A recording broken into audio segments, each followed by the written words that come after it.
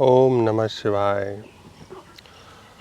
आज मैं आपको बताने का प्रयास करूंगा कि एक योगी का भोजन कैसा होना चाहिए जिससे कि वह अपने योग मार्ग में प्रगति कर सके, अपनी साधना को बलवती कर सके और मन को गहन शांति में लेके जा सके। उससे पहले यह समझना होगा कि भोजन है क्या, क्यों हम भोजन करते हैं, कितने प्रकार का भोजन है और कितने प्रकार के भोजन की हमें आवश्यकता है।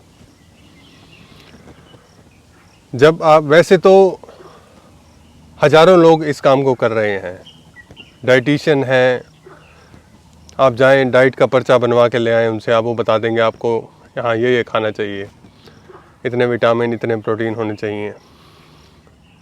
जब आप खाना खरीदने जाते हैं, भोजन खरीदने जाते हैं, खाने पीने की वस्तुएं खरीदने जाते हैं तो आप देखते हैं ये अच्छा ये बुरा, ये खरीद लेते हैं। तो क्या आपने वो अपनी मर्ज़ी से ख़रीदा या किसी ने आपको फोर्स किया वो ख़रीदने के लिए? आप कहेंगे नहीं, फोर्स तो किसी ने नहीं किया, हम तो अपनी मर्ज़ी से लेके आए थे उसको और हमने तो अपने घर में आके बनाया उसको और फिर खाया, ताज़ा पौष्टिक भोजन किया। आपकी धारणा ऐसी बनी। किस आधार पे आपने बोला कि वह भोजन पौष्टिक था? क्योंकि उसमें तरह तरह के मिनरल्स, विटामिन, प्रोटीन सब कुछ था। आपको कैसे पता चला कि उस खाने में ये सब तत्व थे? क्योंकि आपको बताया गया कौन सा तेल अच्छा है, कौन सा घी अच्छा है, कौन से मसाले अच्छे हैं, ये सब आपको बताया गया एक चक्र, सूचना चक्र के माध्यम से। तो आपकी धारणा बन गई ये कि ये खाना अच्छा है, इस खाने में इस तत्व की मात्रा है। मैं भी ऐसे ही समझता था अनेक वर्षों तक, लेकिन फिर मैंने जब उपवास करना शुरू किया, उपवास 1-2 दिन नहीं, 10 दिन का उपवास, सिर्फ पानी का उपवास, मैं ये सोचा कि शायद शरीर में कुछ कमी आ जाएगी या कमज़ोरी आ जाएगी या कुछ ऐसे काम जो मैं नहीं कर पाऊँगा। आप आश्चर्यचकित होंगे जान के कि कोई ऐसा परिवर्तन शरीर में नहीं आया। पहले 3 दिन कठिनाई हुई, भूख लगी, उसके बाद भूख लगना बंद हो गई, शरीर की ऊर्जा बढ़ गई। और जब मैंने 10 दिन का उपवास ख़त्म किया, फिर फलाहार शुरू किया और जब 13वें दिन मैंने अपना ब्लड चेक करवाया तो 50 तरह के ब्लड के वो टेस्ट थे, बिल्कुल नॉर्मल थे सब। पूरे शरीर में किसी भी तत्व की कमी या अधिकता नहीं थी। तो जिनसे मैंने टेस्ट करवाया वो भी बहुत हैरान थे देख के और ये विश्वास नहीं कर रहे थे कि इस आदमी ने 10 दिन से कुछ खाया नहीं है पिछले, सिर्फ पानी पे। तो यहाँ फिर हम इस बात को सोचने के लिए मजबूर हो जाते हैं कि या जितना हम खाना खा रहे हैं ये सोच के कि हेल्दी खाना है, हेल्दी खाना है, इसमें ताकत है, इस खाने से ताकत मिलेगी, क्या वो सब खाना खाने की हमारे को ज़रूरत भी है या नहीं? या हमारे को उस मार्केटिंग के चक्कर में फंसा दिया? क्योंकि हम ग्राहक हैं ना, हम ग्राहक हैं, अपनी मर्ज़ी से हम कुछ भी खाते नहीं, कुछ भी पीते नहीं, हमें तो एक एडवर्टाइजमेंट के माध्यम से वो बताया गया है। हम भी उसी सूचना चक्र के भीतर फंसे हुए हैं। मेरे एक मित्र जो हैं WHO में काम करते थे,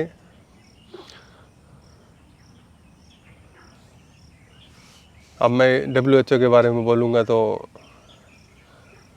YouTube इस वीडियो को हटा ना ले, खैर वो देखा जाएगा बाद में। तो उन्होंने बताया कि एक रिसर्च में सामने आया कि जो कोलेस्ट्रॉल है वो कोई बुरी चीज़ नहीं है, लेकिन हर एक तेल, हर एक भोज्य पदार्थ आपको इसी बात पे नाम पे बेचा जा रहा है कि कोलेस्ट्रॉल ख़त्म कराइए, कोलेस्ट्रॉल। वो कह रहे हैं कि कोलेस्ट्रॉल एक उचित मात्रा में ठीक है हमारे शरीर के लिए, लेकिन वो रिसर्च कभी पब्लिश ही नहीं हुई, वो रिसर्च कभी जनता के सामने आई ही नहीं। क्यों नहीं आई? क्योंकि बिलियंस ऑफ डॉलर्स की मार्केट है ये, कोलेस्ट्रॉल के नाम पे कुछ भी बेचे जाओ। अगर ये रिपोर्ट WHO पब्लिश कर देता तो हज़ारों कंपनियों के ताले लग जाते दरवाज़ों पर, धंधा ख़त्म हो जाता। आप और हम एक ग्राहक से ज़्यादा नहीं हैं कंपनियों के लिए जो खाना बना रही हैं। आप देखो, बाज़ार में जाओ, सुपरमार्केट में जाओ, हज़ारों तरह के खाने के पैकेट रखे हैं। क्या इतना खाना खाने की हमारे को ज़रूरत है? तरह तरह के रंग हैं खानों के, क्या इतना तरह का खाना हमारे को खाने की ज़रूरत है? नहीं, बिल्कुल नहीं है। जैसे मैंने आपको अभी अपना उदाहरण दिया कि आप मात्र पानी पे भी जीवित रह सकते हैं बहुत आसानी से 1 महीने तक। तो अब क्या खाना, कितना खाना खाना है, ये आप डिसाइड करें। मैं आपको खाने की लिस्ट नहीं बताने वाला कि सुबह ये खाएं, रात को ये खाएं, फिर 1 रोटी खाएं, फिर 2 रोटी खाएं। ये दकियानुसी बातें मैं नहीं करने वाला, क्योंकि मैं आपको डाइटिशियन की तरह डाइट प्लान नहीं बताने वाला। मैं आपको वो आहार बताने वाला हूँ जो योग मार्ग पर आपके लिए, साधना के लिए सहायक होगा। और वह मार्ग है स्वयं को खोजने का मार्ग। यदि आपने स्वयं को खोज लिया तो बाहर के हर एक तत्व की महत्ता कम हो जाएगी। अभी तक आप समझते थे कि भोजन आपके लिए सब कुछ, मित्र आपके लिए सब कुछ, परिवार आपके लिए सब कुछ, लेकिन जब ऐसे ही अपनी पहचान होनी शुरू होगी तब आप समझ पाएंगे कि मेरा होना और मैं ही सब कुछ। आशा करता हूँ आप मेरे कहने के आशय को समझे होंगे और अपने भोजन को नियंत्रित मात्रा में, संयमित मात्रा में करके आप साधना मार्ग पर अग्रसर हों। धन्यवाद। ओम नमः शिवाय।